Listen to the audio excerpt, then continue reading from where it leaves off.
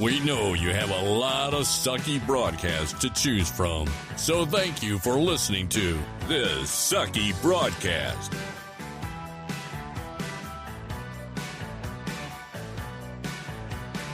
And now, here's Bradley Laberman.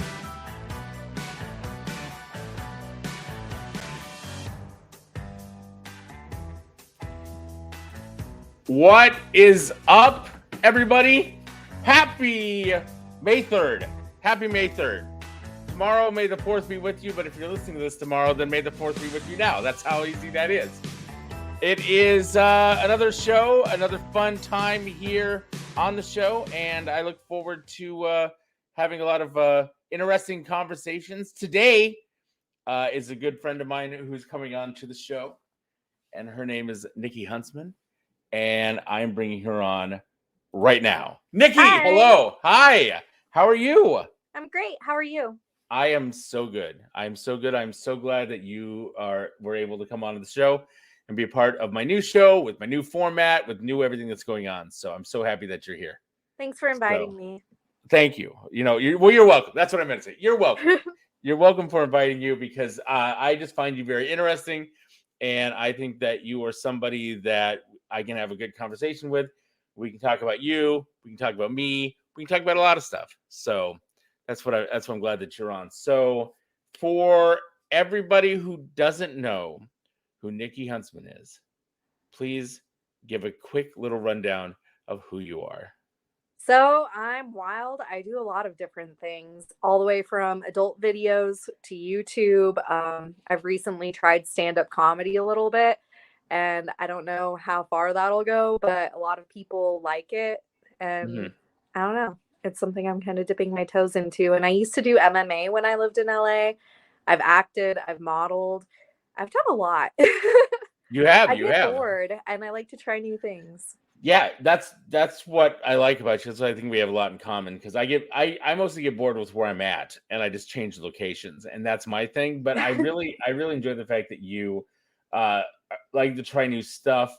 And yeah, like I do want to touch on some of these things that you do, and because a lot of stuff fascinates me. And I think you were like posting on Facebook the other day. You were posting like memories, and I've been doing that too, where I'll find like a memory will pop up, and I'll be like, "Oh, I forgot I did that." Like that. I forgot that was like a phase of my life, and that I did that. But I think that for me, one of the most fascinating things I do want to talk about is your MMA fighting.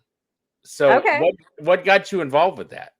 Okay, so I was drinking and I was at a bar that's like a sports bar / strip club out in LA, and they have girl fight nights once a month. And they were trying to find people to sign up for the next fight night that was like a month out. And I was tipsy and I was like, fuck it, I'll sign up. Right. And I stuck with it, and I trained every day up until that fight. That's great. And I mean, like, how long did you train for? Like a couple hours a day, nothing too intense. I know, but how long? Like, how many weeks did you train? Like 3 weeks. What? I worked with guys in Iowa. What's that guy's name? Dana something. But I was in Iowa, and this Dana guy, I think Dana White is his name. He had like a gym, or he was working with somebody with a gym in Iowa. And so he was training all these guys, and these guys would be going for like 6 months. Like they almost talked me into it. They were like, yeah, we can get you in shape to do it. With us, it was different because it was more of amateur girls, and it was girls that were like dancers or porn stars. Oh, I got you. I mean, we were fighting MMA. It was the actual sport, but you have to think like, a lot of porn girls and strippers aren't going to be putting in a couple hours a day fighting. And I actually had a professional fighter friend who won national championships and stuff teaching me. Right. So when I was in the ring, I was like Ronda Rousey going at her because I knew actual techniques and stuff. And I was on my high school wrestling team. So I had a little bit of fighting experience before I practiced MMA for 3 weeks. Not a lot, but a little bit, high school level. So. That's okay. So I get it now. That's more of Yeah, I get it. That's more. It's more of like it was more of like I don't want to say performance art, like because you could get No, hurt because though, we were right? actually hitting Yeah, I each was just other. saying. We could actually get hurt. The thing is, I had multiple fights there, and I did good in the fights where they were all the same size as me. But Right. then my last fight that I had that actually made me quit doing it, the girl that was in my weight class did not show up. And I said, fuck it, I'll fight the girl that's above me. And she said she had no experience. I found out after the fact that she was an ex-Marine. And What? she That's a kicked me in. lot of experience. Yeah, she kicked me in the ribs and cracked Uh-huh. my rib cage, and then afterwards was telling me it was hot that I stayed in the ring and fought even after she cracked my rib cage and was trying to take me on a date. So You go. I was You like, go. nope. I was like, you Oh, just hurt me and you're telling me it's hot that I like stuck it out after you broke my rib or cracked it or whatever. I was like, nope. you're like, I want to date people and then have them hurt me. I don't want them to hurt me first, and then I don't want to be hurt by anybody in like dating. And I if you're know. Just trying to date me, definitely don't hurt me right, beforehand. right. But nah, I'm good. I mean, was she at least like? Was she hot? Not to me. Oh, okay. I wasn't attracted. She was really tall and lanky and skinny, and I don't know, not my type. Really? Just I. I don't know. I guess I just assumed all. Boy, I just assumed all Marine women look the same. Well, I'm not attracted to Marine women, anyways. Like, you've seen the type of people I've dated. I know. It's funny mean, because when you said I'm not attracted to Marine women, I'm like, you mean like mermaids? You're not attracted to because mermaids are you've Marine seen women. like the type of dudes I date and the types of chicks that I go for. Like, I usually date people that are pretty average body types, and I usually date people that are on the shorter side, like short to medium height. Okay. I've dated a few tall people, but I don't go tall very often. I don't know. I like 5'4" to 5'11" typically, I've noticed. I don't know. You've seen people I've Yes, dated, like I've seen Bernie it. and stuff. Yeah. You're right. Bernie, You're right. Toby, You're right. Yeah. Zach. I mean, all of them are like average. Yeah. Pretty average looking dudes. They're not Right. like, I guess so. I guess you're right. I've never really thought about it, but yeah, you're right. yeah, I mean, they're not like Adonises and they're not like Greek gods. They're pretty average. They're gonna tune into this and be like, I'm not. I thought I was, I'm like, oh. I'm just saying, I date very normal looking dudes. Yeah. I was getting into a conversation about that today with the woman. I went to a survey. I don't know if I went to a survey, but I was talking to this woman about dating or whatever like that. And I said, she made a joke about don't date any woman under 25 is crazy or whatever. And I go, yeah, I go, yeah, that's why my cutoff is 25. Like as a joke, I said it as a joke partly, but then I also said, she said something. I said, listen, Bradley Cooper and Leonardo DiCaprio are the same age as me. Like we're the exact same age. You don't look it. That's wild. What? Wait, I don't look like they look younger than me. Is that what you're saying, or what? Don't say that. Oh, you hurt me. Okay, no, I thought kidding. You were older. No, it's fine. It's because you know why? It's because I prematurely whited my hair is prematurely white, thanks to my biological father and his weird white hair. That when I went to go see him on his deathbed, it looked like Santa Claus was dying. It was very traumatic for me. But I was also an adult, so that didn't matter. Because I knew the truth about Santa. And that Santa can't die, so that's what I learned. But it's the premature whiting, and I also think the weight. I think I've lost a lot of weight though, and I think that helps. But also, I choose to shave my head, and it's funny because when I shave my head, people are usually like, "Oh, you look younger." So, but not you. You just put it right back into just. Sorry. I think I have a knife around here if you just want to shove it right in it. No, but anyways, so believe it or not, we are all the same age. And they tend to date really young. And whatever Leo's got going on where he always breaks up with a girl before she turns 24 or whatever the deal is, that his weird thing that he's got going on makes sense too. But I said, I can use that as a guideline because, nobody can judge me if they're doing it. So I'm going to say I can do it too. And then she made a comment. I said, but also to be clear, like if a 25-year-old is dating me, I'm not like one of these guys that are like, hey, I'm gonna buy you because whatever. I'm not like a sugar daddy type or anything like that. So I'm just gonna be like, if this girl likes me, it's because I have a really good personality and she just wants to be involved with me and my charm and whatever the thing was. Because I think I have a good stable. What is it? Was that the word? I think I have a good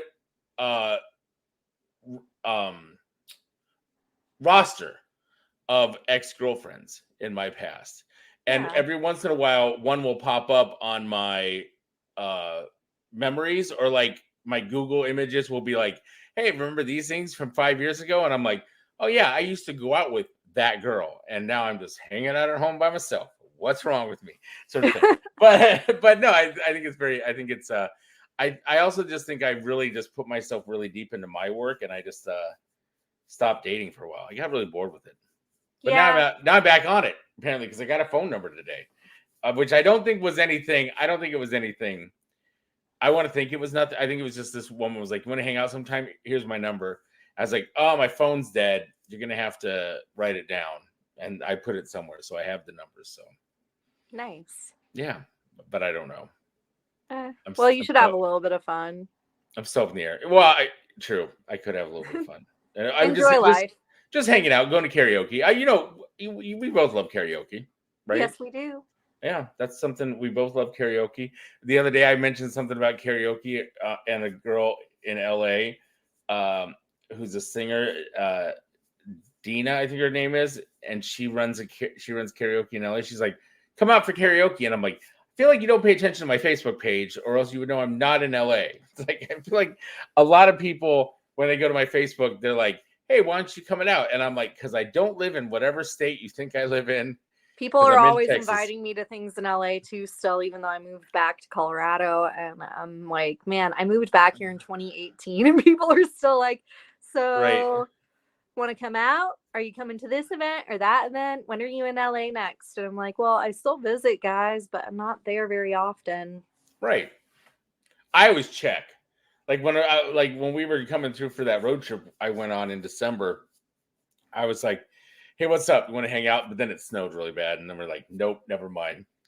And yeah. But you're like, I don't want to come out in this because I got to do whatever. And then I was like, well, I have to drive through it to go to Las Vegas because that was our next stop on the road trip. So I hate snow. So I know I get you. And that's the nice thing about I moved down here to Texas, and apparently, well, I know people are going to say, well, the grid you'll die because of the grid or whatever, because of that freeze that happened a couple years ago. But I mean, it's apparently like 2 weeks, and then they have 2 days where the ice is bad and you can't go anywhere, and they're just like, stay home. And I'm like, I can handle that.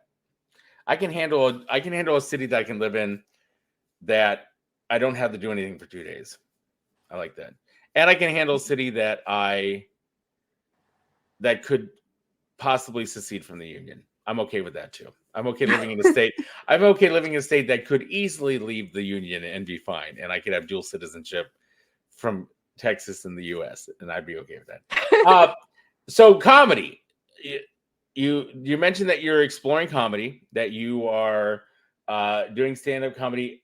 And I think I asked you this because I was going to do a show somewhere, and I was like, where are you at on performance? Because I'd like to have you perform, because I'm still up in the air. I'm extremely early and new to it. I've only done a couple of open mics, and I'm in a Rise comedy class right now on Saturdays. Okay. And my first showcase with the class is going to be in June.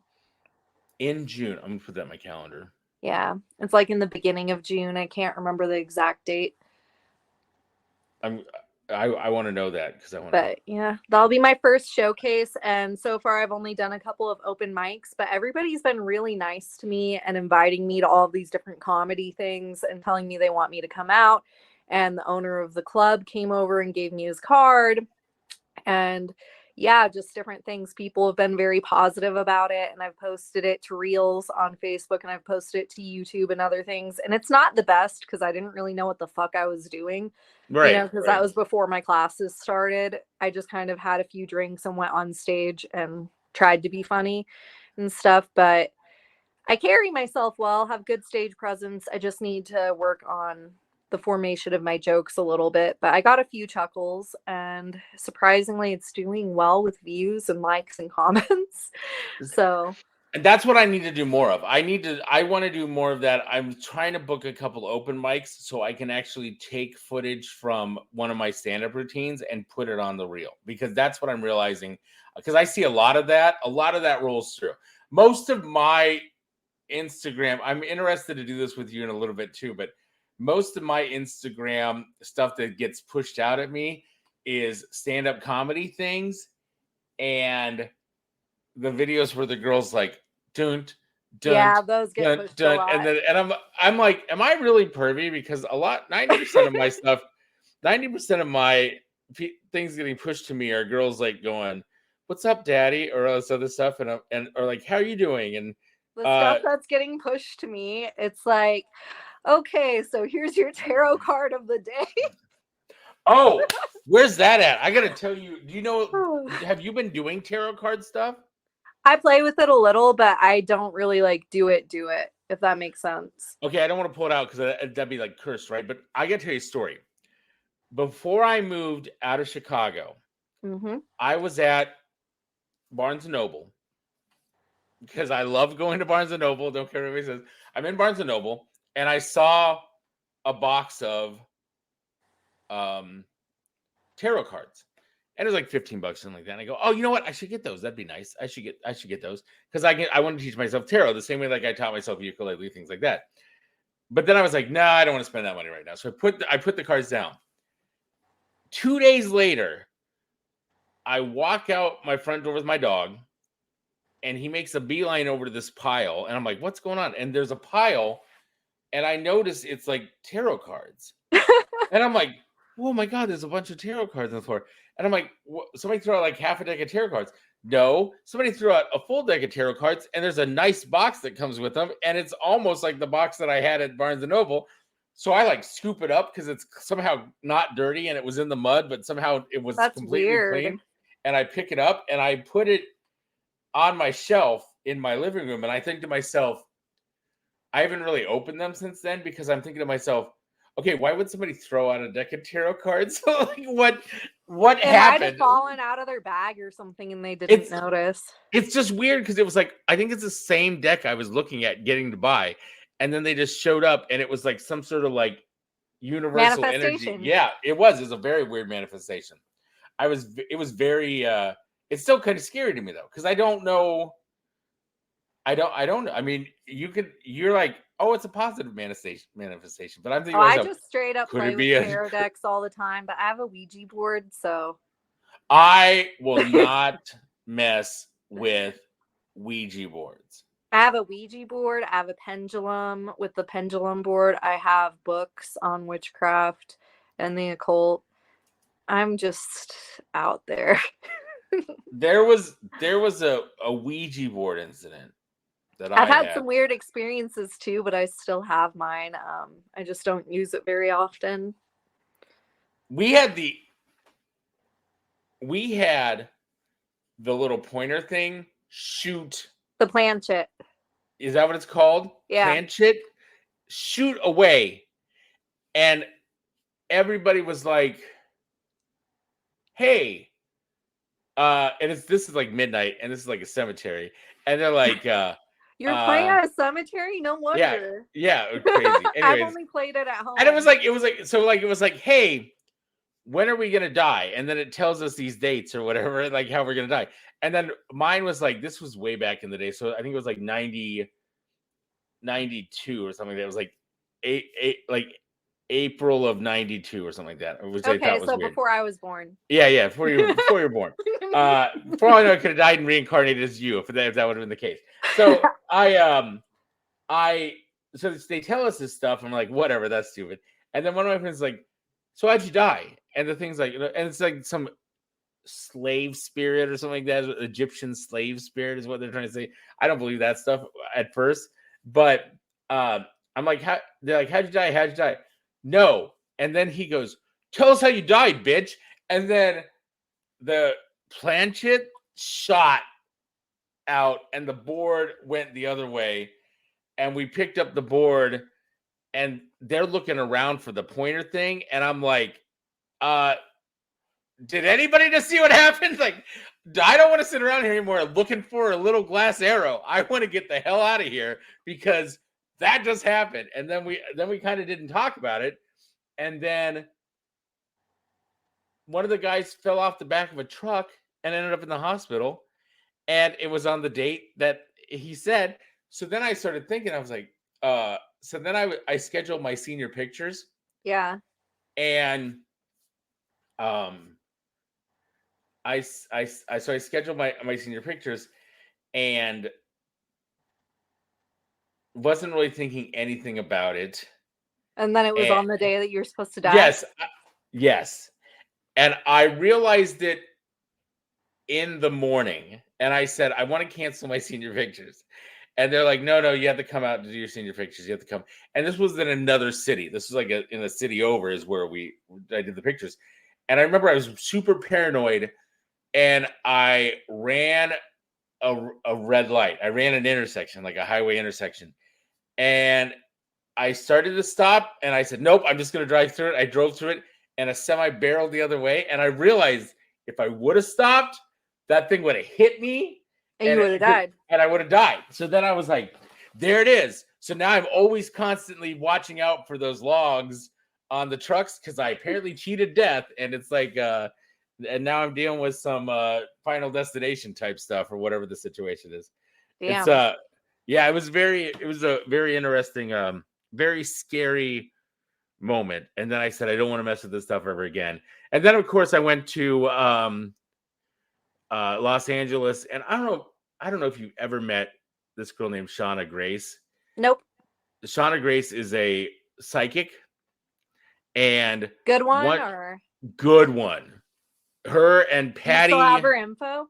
I do. I'll connect you because because I'm getting ready to bring her to Dallas. I'll fly her here to Dallas because I want to do ghosts. Because what happened was this guy that was with us, this guy that I knew that we're mutual friends, he calls me and he goes, "Hey, we're gonna go ghost hunting in the old Los Angeles Zoo.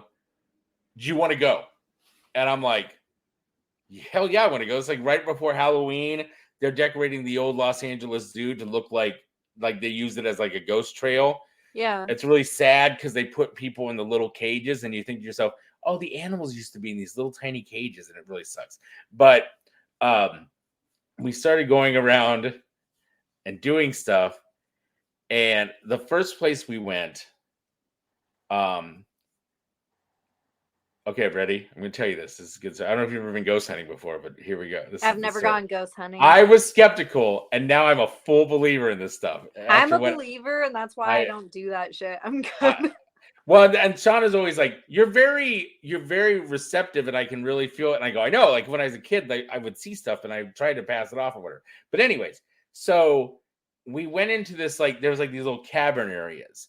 This is kind of a sad story. So we're in these cavern areas, and we feel and I get inside there, and I'm like overweight or whatever like that, more than I was now. And I'm like, and I'm thinking like I'm out of breath and I can't breathe or whatever like that. And I'm not thinking anything of it because I'm like, we just climbed into this hole or whatever to get into this cavern. And they're like, we can feel there's like a girl here. We can feel like a young female presence here. And it's Patty and it's Shauna, these two just great psychics. And they put out the little stuffed animal that lights up if something comes near it, and they're like, please touch the stuffed animal and this and that. And it's not really, nothing's really happening. Yeah. And then they said, the guy that was with said, well, maybe, what if she speaks Spanish? So then we start he starts saying the Lord's Prayer in Spanish. He starts saying stuff in Spanish. And she the light lights up and stuff starts to happen. And we're like, oh my God, whatever. And they go, okay, well, if she's Spanish, then maybe she's Catholic. And so she's trapped here. We feel the presence. They're like, we feel like she's trapped here. Somebody hurt her. Somebody's holding her here. And so we start to say the Lord's Prayer. And all of a sudden, I'm not having trouble breathing, and I'm realizing this wasn't like me climbing up a rock. This was like something pushing down in this thing, and it's like all of a sudden this air just starts lifting, and you can breathe, and I can breathe again, and all this other stuff, and you just feel like this presence is like gone, and this girl has like left, and it was insane. That's and wild. then we went out, and they said they'd been there before, and there was like a Native American spirit that they felt, and they called him Bear because that was the vision that they got. And so she goes, I feel Bear. He's been following us. He's here. I can feel him. And then she goes, Bear doesn't want to pass over. Bear wants to stay here. We asked Bear if he wants to pass over. He doesn't want to pass over. He wants to stay there. He helps other people. And then they're like, is there a good person here that wants to pass over? And then they have a vision of like a gangster, like mobster type guy or something like that, who's clearly got a head injury, is what they're saying. Is like they feel like he's got a head injury, that he didn't ever see who shot him or whatever. And it just makes sense. Like it's like a typical, like maybe there was something that happened in Vegas and they brought this guy here and shot him in the back of the head and buried him in this field, because that's what the zoo was this field. And we help him cross over. And then that's another, like, it's a really good feeling. And she's like, great. And then she goes, do you want to try the rods? They have the divining rods. Yeah. And the divining rods is very simple. You just say yes or no questions, and they go together for a no, and they go apart for a yes or something like that. So I started to ask him questions, and at that time I thought I was Cherokee, so I said, hey, I think I'm Cherokee. Do you like Cherokee people? No. And I'm like, oh, I'm sorry. Well, do you still like me? And the rods go all the way around and touch my shoulders. Okay. And I go, wait. And Sean's like, I've never seen that before. And I'm like, did you just hug me? And then they went back to say yes. And then I'm like, wait, can you hug me again? And then they go, whoop, and then they touch me on the shoulders. And I'm like, whoa. And she's like, I've never seen that happen before. That was so weird. And then I go, are there any dangerous ghosts here? She's like, don't ask it that. You can't ask it if there's like any dangerous ghosts here. And I'm like, I'm sorry. I got super excited because this thing like is like divining rod with me. And then we started to walk away back to the car, and we were walking for a while. And then I was like, wait, is Bear still with us? And I had the rod still in my hand. I'm like, Bear, are you still with us? Nothing's happening. And I was like, oh, never mind. He left. Then all of a sudden they moved to yes. And I go, oh, he was like way over there. And he had to come over to me and like move the rods. And it was awesome. And you should try it. And I will totally connect you to, because it is a great experience. Does she do readings, or is she just medium? She does readings. She does a lot of different stuff. Both of them do. I just thought I'd ask, because I know Patty Negretti have different abilities, Right. Patty Negretti's the other one. That's her name. And she works a lot with haunted dolls. Oh, that's what creepy. she does. A lot of like, she does like a podcast, I think, with the Annabelle doll, or maybe not the Annabelle doll, but like somebody like one of those dolls. Which in reality, the Annabelle doll is a Raggedy Ann doll, which is weird. That Raggedy Ann doll, but it has to be blessed by a priest on a regular basis. Oh, really? You didn't know that? I didn't know that. Yeah, and you're not allowed to take pictures with it, and there's different rules that they have. I love ghost hunting to death, and I love everything about it. And I watched this. They literally have to like have a professional priest come and bless it regularly, though, and do holy water and other things, because it's cursed, and it has so many different things that have happened around it. Right, because it's in that house with all the other stuff, right? Wasn't originally the Annabelle doll and the Amity house the same thing? I think so, but I'm not sure. And they just split it off into two different stories. Yeah. In folklore. I think they were tied together for sure. Yeah, that's fascinating. I love that it's stuff. Creepy. Have you ever had a negative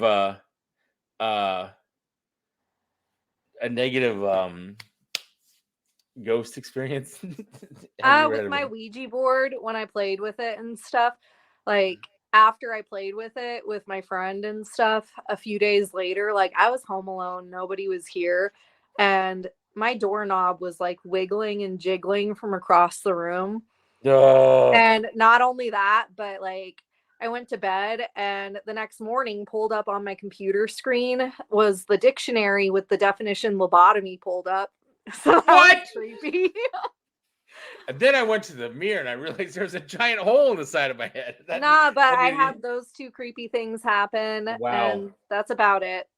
I sage the fuck out of my house on a regular basis. So that's good. And I need to get some, you're right. I need to get some sage. I haven't done that in a while. I started doing that stuff all the time. Because I always thought, what if I brought something back with me from the zoo that one time? And I wanted to buy ghost hunting equipment for my house, but then I'm afraid I'm gonna pull out the rods to try them out, and it's gonna start talking, and I'm like, crap, I just notified something here that I'm here. Or I'm gonna pull out the light thing that I want to get, and it's gonna go off. But there's these guys on YouTube. I was gonna tell you this one. There's these guys on YouTube that have, and I want to find this. It's like a thing that scans radio waves and then spits out words. So when you're asking questions, has that. Right? And I'm just like, this is cool. I want to check this out because this is awesome. But they had an experience where they went to one house and there was a demon at that one house, and the demon's name was something. I'll just say it was like Cheryl or whatever. And then like 3 episodes later, they'd just been having a lot of funky times and stuff like that. And they were at this other place, and the stuff that they thought was haunted wasn't really being haunted, but other weird stuff was happening. And then they're like, "What's your name?" And the ghost goes on the thing goes, "Cheryl." And they're like, "Wait, are you Cheryl from this other place?" "Yes." And then it's like, so they figured out like this thing had latched onto him because somehow he had like invited this like spirit. I say her, it was a him, it was a demon, whatever. But I think all demons are dudes. They just act like they're women, but they're all dudes. That's the deal. But the other thing I was going to say was I had an experience where when I first got out of college, I lived in this place called the Amana Colonies in Iowa. It's where the Amana refrigeration and stuff like that came from. But it used to be like 7 colonies. It's like these little German colonies that were spewed out like 2 miles apart from each other, and people would walk around. And I worked at the theater at the box office of the theater, and the theater shared the building with the gift shop. So I saw this book that was called Ghosts of the Amana Colonies. And I'm like, I want to read this book. And I was reading the book, and I lived in West Amana, and West Amana was the only Amana that didn't have to follow the rules. Like if you wanted to paint your house in one of the main Amanas, you had to like go in front of this council of elders. And even then you have to do that. And so West Amana wasn't like that. Everything was different. And I want to read about all, and there's like 4 different ghost stories in this house called the Flick House. And I'm like, man, this Flick House, this Carl Flick guy, who was apparently Grant Wood's gay lover, the guy that painted American Gothic. Mm-hmm. They had like secret gay lovers or whatever. He had like 4 different. There's like all these stories about him or his mother being like hating people spending money, and when she died, he found out she had a bunch of money. So he started spending the inheritance, and then he bought a watch, and the watch would always run backwards. And he bought a big table, and the table broke in half. And like she didn't want him spending money, so he like gave everything away. And there was like other stories like that. And I kept going, man, this Flick House is in West Amana. Which house is it? And they're like, oh, it's the big yellow sandstone house. I tried through because it's only like 1 block in my neighborhood. I'm like, there's no big yellow sandstone house in there. So I go and I'm like, whatever. And then one of my friends is like, oh no, the owner put pink shingles up around the house. He like put the house is pink now. It's not yellow. It's not. I'm like, that's my house. I live in that house. That's where I live. It was like, that's my house. That's where I live. And then I walked in the front door, and there's always this painting in the front entryway of like the different apartments. And it is a Grant Wood painting. And it's basically like he gifted it to the house or whatever he gifted to him. So I was in this house and it was scary. But what didn't help was my landlord was a taxidermist. So if you would go down to the basement, there was like animal body parts everywhere, which I'm sure didn't help with the aura of what was Probably going on. not. Not at all. But I do remember I was by myself because at that time I was married and she went away to do something, go somewhere. I was by myself. It was a big, huge house because in the old days, each room was a whole family's apartment. And so this entire downstairs was mine. So each room was gigantic because each one used to house 5 family members. And I'm in the living room and I just feel something and I put my blanket over my head and a picture hits me, a picture frame hits me. And I look up and the picture is like from across where I was. And it was like screwed into the wall. So it got pulled out of the wall. It was freaky. That's wild. Yes. And that was my only negative experience. I mean, I've had other, but that was like the worst negative experience. So, but you were like, I didn't think we were talking about ghost hunting on this, but that's what I'm saying. This thing just goes up. This goes off on a weird tangent all the time. But I will connect you with her on that. So how is everything going in the adult film world? It's going well. I still shoot for companies here and there when I travel to LA or when I travel to Vegas. And I mainly focus on OnlyFans now. So do you feel like is OnlyFans being lucrative for you or yeah, I mean, if it wasn't, it wouldn't be my full-time main source of income. Right. But I see a lot of people that do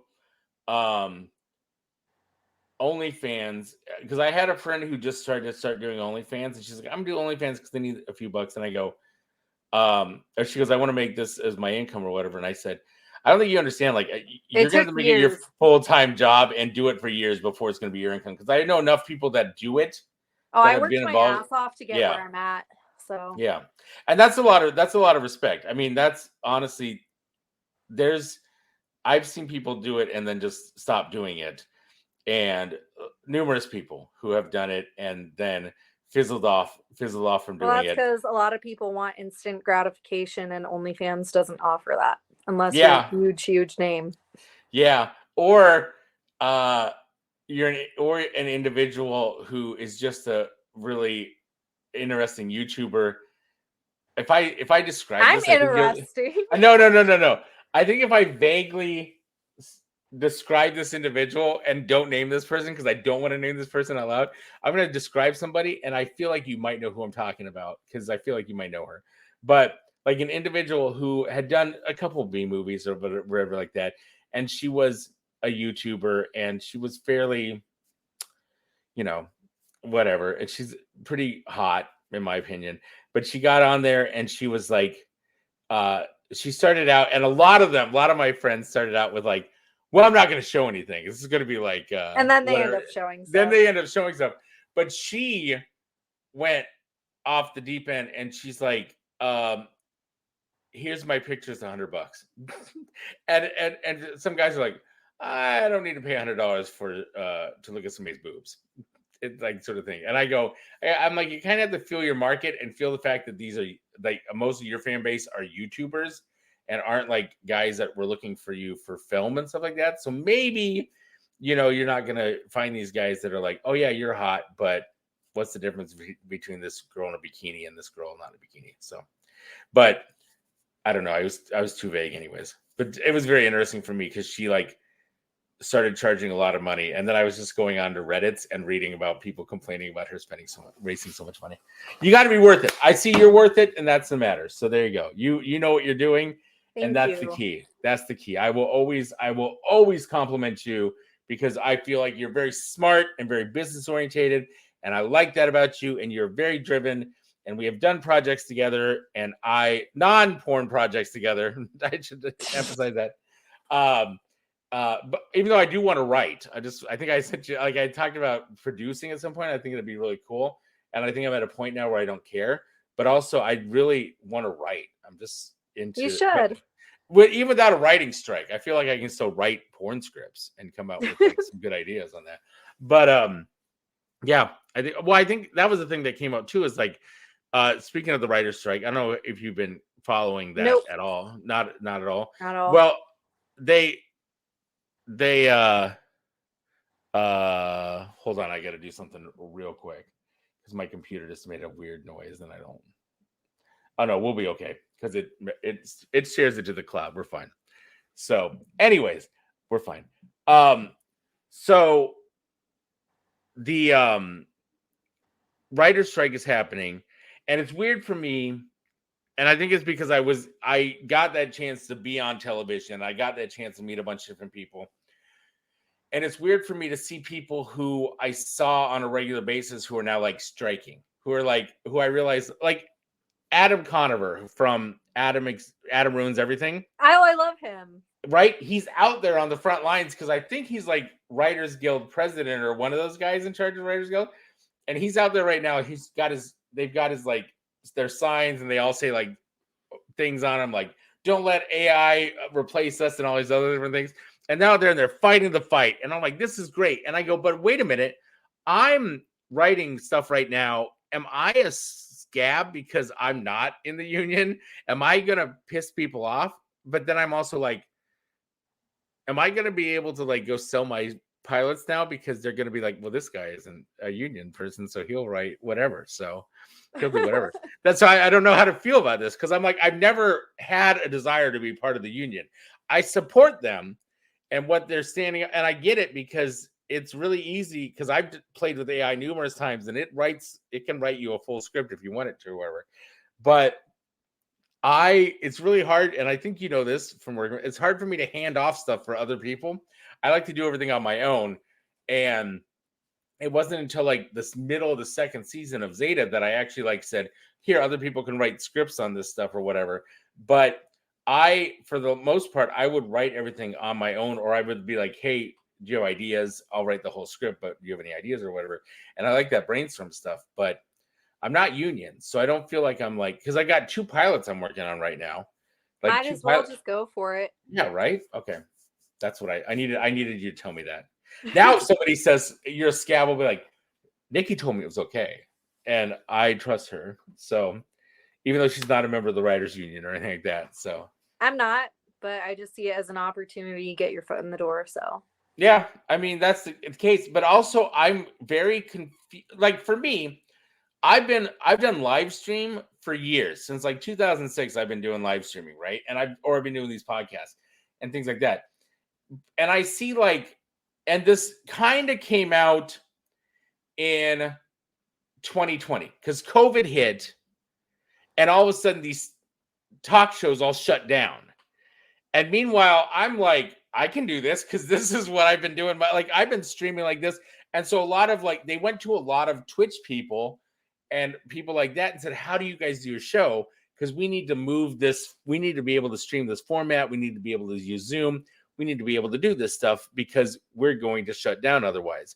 And then they got back up and they changed their formats. And now after COVID, you've seen there's a lot more like YouTube centric programming. It's like stuff that they specifically do to clip into segments to put on YouTube because that was the thing. And I know that SNL figured out how to do stuff from remote and all this other stuff. So everybody was doing a good job. Now the thing is the writers shut down. And I'm confused, and I'm not trying to be confused, but like all the people who are actors on SNL are also writers. So I get it in a way, but at the same time, I'm like, the people that are full Writers Guild people, I get it. But if you're like an actor and a Writers Guild person, then couldn't you just like still act? And yeah, because you could take their jobs. Well, I mean, but they're not taking their jobs because they're their jobs. Like Chloe Fineman, I think that's one of the people. Chloe Fineman's like one of the writers on SNL, and then she's the act. Like they come up with the sketches, and even the 3 guys that do a lot of the writing have their own segment on SNL. But it seems like everybody who's acting on SNL, all the comedians that act on SNL are also the ones that are writing the sketches or coming up with the sketches. So I'm just thinking to myself, well, is that really, couldn't you just like switch it up a little bit and make it more improv-y, but you don't have to shut down SNL completely? Like there's a way to like work around it that you could make it more of like a group improv type I think it would be better if they did that, but at the same time, they're running risk for probably offending people or accidentally flipping and saying the wrong thing because this world is way too PC. So yes, I know that. I believe you. I think that's why they have it scripted, and they probably have to get things approved or denied before doing it. Yeah, that's true. That is true. But okay, but the other thing that caught me was how quickly like Kimmel and Fallon and all these guys that are supposed to be comedians folded when the writer's strike happened. And I get it. They're saying like, well, we're supporting the writers, so we're not going to have our shows or whatever. But in reality, they're like, nope, we can't come up with anything on our own. And if the writers are on strike, then we don't have a show. And I'm thinking, what happened to you guys? That you guys used to do stand-up all the time. Other people weren't writing your stand-up back in the day. You're writing your own stuff. So I think you're going to see a good time for improv comedians, live streamers, and because it's not happening yet, but because we're in the summer and reruns are happening. But if this strike takes place too long, there's not going to be a fall season of television. James Gunn already canceled the new Superman movie for now because it is because of the writer's strike. I don't know if you remember. I don't know if you're old enough to remember. Remember the show Heroes? No. Right, so there was this show Heroes on NBC. It was a really good show. First season, it won all the Emmys. Okay, middle of the second season, the writer's strike happened, and when they came back for the third season, the show was completely different and all new writers. All new. Everything fell apart. And a lot of shows, like a lot of things like movies and projects that are happening now were things that got put aside because of the writer's strike back in 2000 or whatever that was in the early, like 2006, 2007, because I think that was around that time. And, or 2005, maybe even or as early as that. But a lot of the stuff got shelved because of that and then came back later. Or, ideas for movies got shelved because of the writer's strike back then and then came back as a different movie. I can't think of one off the top of my head, but there are movies that exist out there that originally were other movies and then they screwed it all up. Like an example is, have you ever heard Kevin Smith talking about Superman? Kevin Smith got asked to write Superman Reborn. Okay. They shot it. Nicolas Cage was going to play Superman. It was going to be based off the comic books where Superman does the red and the blue. Mm. They found a guy that was going to produce the movie, and that guy, they're like, he's interesting. Have a meeting with him. So Kevin has a meeting with this guy, and this guy's like, I'll give you the money for the movie, but Superman can't fight Lex Luthor. Lex Luthor can't be in it. And he goes, and Superman has to fight a giant spider in the third act. Very weird stuff, right? So all in all, stuff happens. They end up not making the movie. The movie falls apart, and then it comes back later as with Brandon Routh as Superman, whatever it was. But that guy took his money and paid for another project called Wild Wild West. And what happens? Have you ever seen Wild Wild West? I'm pretty sure I have. Way back in the day, I remember the song by Will Smith. Right. Way back in the day. I remember that song. We're going straight to the Wild Wild West. In the third act of that movie, this guy has created a giant steam spider that comes out and like attacks people and has got guns on it and all this stuff. And I never realized that was the case, but now I look at it and it's like, I never thought to myself, man, that makes no sense that there's a spider in this movie. But now it does, because this guy just had a fetish for spiders that was paying for the movie and said, I want you to put a giant spider in the movie, and that's what I want you to fight. So that's cool. It's funny because it's funny how the money talks and whatever. Is there anything this is going to be a good question I'm going to ask you, I think. Is there anything super crazy you've been asked to do on film? I've done a lot of crazy things. I know. What is something that's even too crazy for Well, you? for me, I don't do anything like with scat or with golden showers. I think that's crazy and disgusting. I know everybody has their fetishes, and I don't want to kink shame. Right. But for me, certain things like if it's gross, it's a no-go for me. I will never do anything with pee or poop or vomit. Just certain things. I don't So know. I think we're not gonna see Nickey in a new Two Girls One Cup. never, never.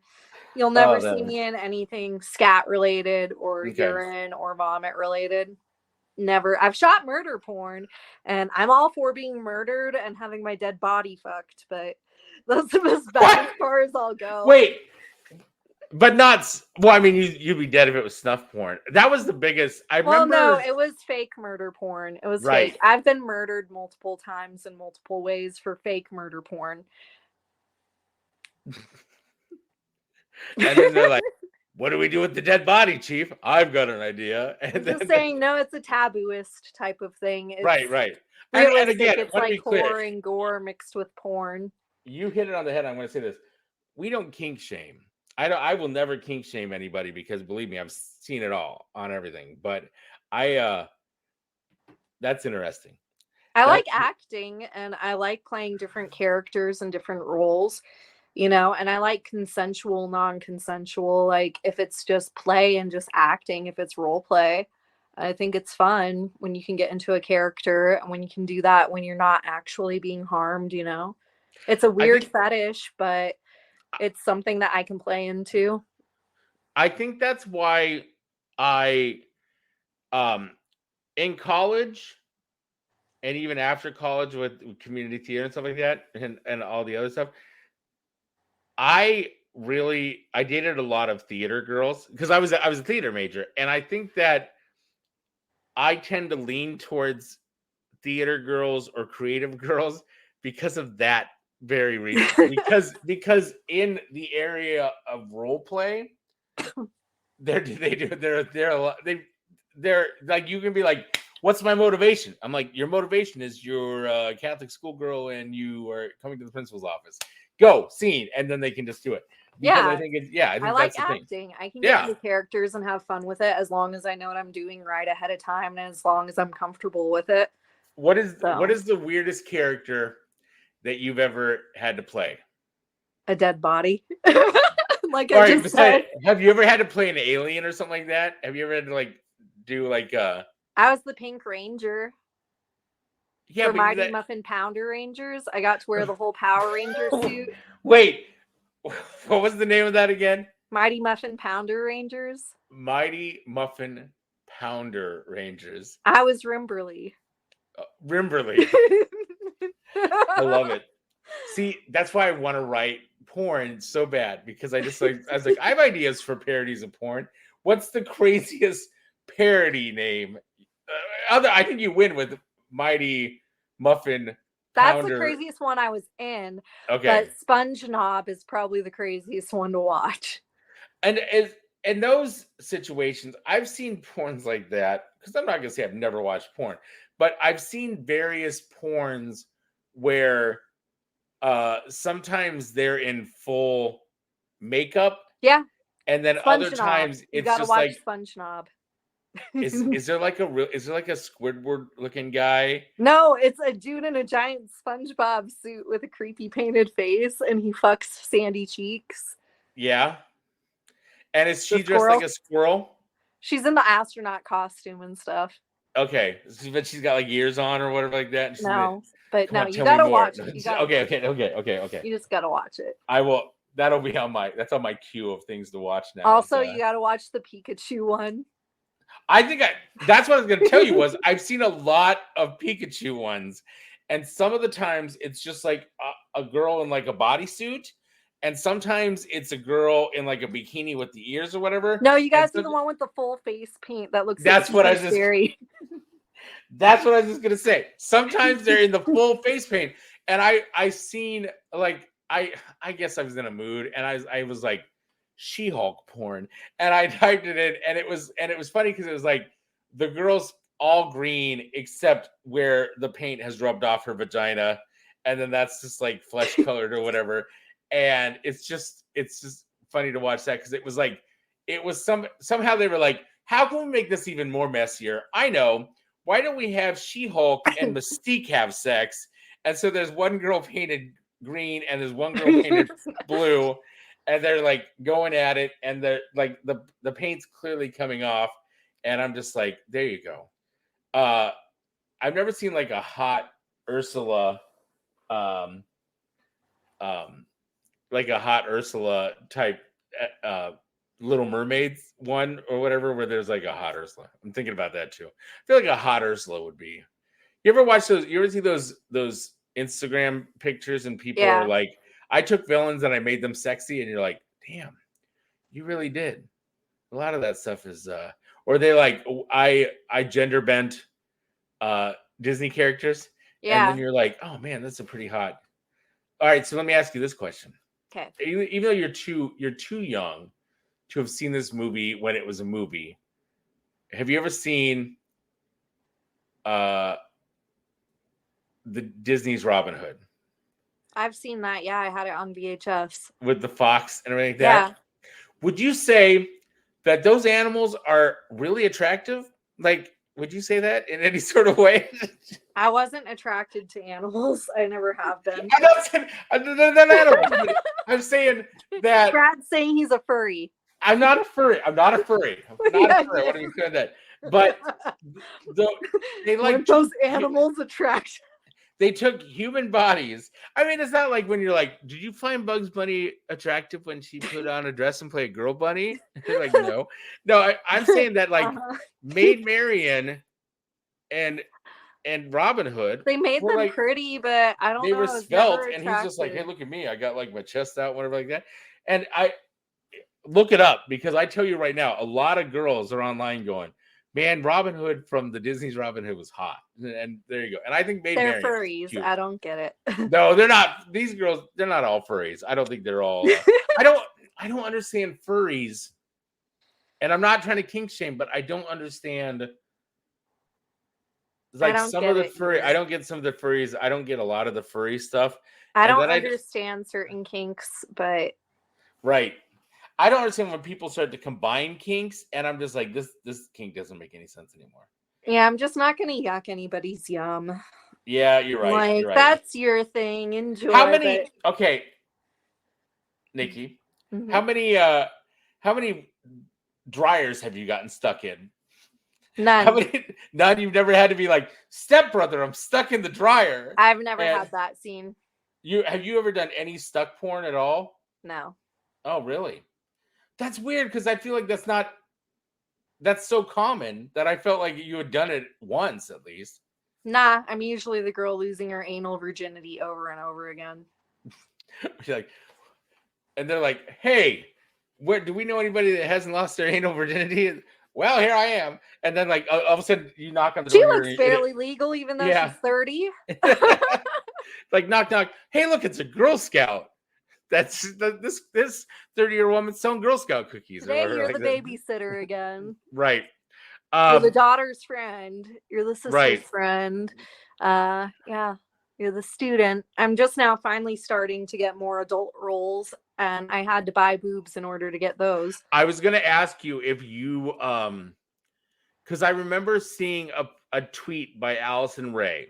I'll use Allison Ray as an example of this. And Allison Ray was like, can I please get out of the girl next door phase because I really want to get a tattoo and get my I'm still the girl next door. I just am now the MILF next door or the young hot wife. But you haven't been to the point, because I remember girls that when I was like in college, like seeing in porn, stuff like that, and now they're playing like the mom in porn. You're not there yet. Like you haven't had to like be like a stepmom. Of stepmom things. Okay. Stepmom's okay. Stepmom's okay because stepmom's always like a young, hot. I'm usually the young, hot stepmom, but I've only gotten those roles a couple of times. Most of the time, I don't get that. I'm part of like the wives club and different things now. Like they put me as like the wife who's got the husband who's a swinger, and stuff like that now. So. Right. I got you. Or you're like, I'm this is my first time getting a massage, and the guy's like, I'll take care of you, and then it's like, oh no, what's No, going I on? did a new room massage thing where I was the one giving massages, though. Oh, okay. Where I was giving the erotic massage, and this dude came in because he was upset because he found the receipt in his son's pocket.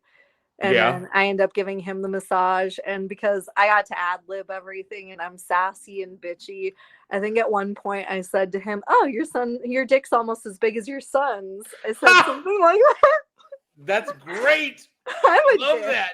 I love that. You know what would be great? And have they done this yet? I feel like it would be cool to do like in the fake mockumentary style, like Parks and Recs, because I know that they're even scripting those, but like in real life, like Curb Your Enthusiasm, Park and Recs, and those things, they weren't really scripted. They were like loose scripted, especially Curb Your Enthusiasm, where I found out they just show up in a room and they're like, here's the starting point and here's the end point. I love that. That's basically how it was on that set. They were just like, Really? okay, so this is the premise of the story, and then they kind of just let us go for it. Yeah, because I imagine that halfway through, if somebody's in pretty deep, you're probably like, oh, I can't remember my line. like I don't know where I'm at right now. There are a lot of people that can't remember lines and stuff in porn, even when they're simple lines. Yes. Well, it pays to be a good actress, because I'm not attacking anybody, but I've seen some pretty bad actresses. I can act. Yeah, you can act. You can act. I've seen you act outside of porn, so I know you can act. So that's a plus too on top of things. So I'm just fascinated by this whole topic of porn, though. But I was gonna ask you something else about it, though. I was gonna say, because do you think it's weird? I know it's your industry, but do you think it's weird that like how fast step porn has like kicked up? Like, it seems like just in the last couple years. I'm not really into it. It's another one of those things where it's like I participate and I do it, but it's not my fetish. But it's one I'm comfortable doing. I'm cool with it. It's just, it doesn't turn me on. Yeah, I think it's because I had stepsisters, and it's weird for me. Like, I didn't have any step siblings, so it doesn't really weird me out or bug me. But I don't know, it doesn't turn me on either. I've never really thought about family members like that. Right, it's just not it for me.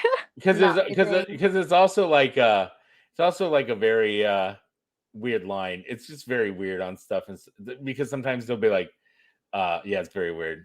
But also at the same time, I did make out with these two girls once, numerous times, and I made out with these two girls, and they ended up being cousins. You know what I realized, though? I got to read some ads for you. I just realized that we've been talking for so long. I got to hit up some sponsors real quick. So give me a second. Let me talk about some sponsors real quick. While and let you know what's going on here. Quilting Cats Crafts is a DW based fabric warehouse. By the way, new sponsor to the show. Quilting Cat Crafts.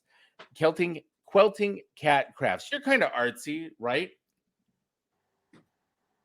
She went away for a second. I was reading ads. When she comes back, I'll be right back. They carry new 100% cotton fabric, mostly priced at $5 a yard. Let me tell you the story about one of the owners, Liz. She suffered from depression and anxiety her entire life.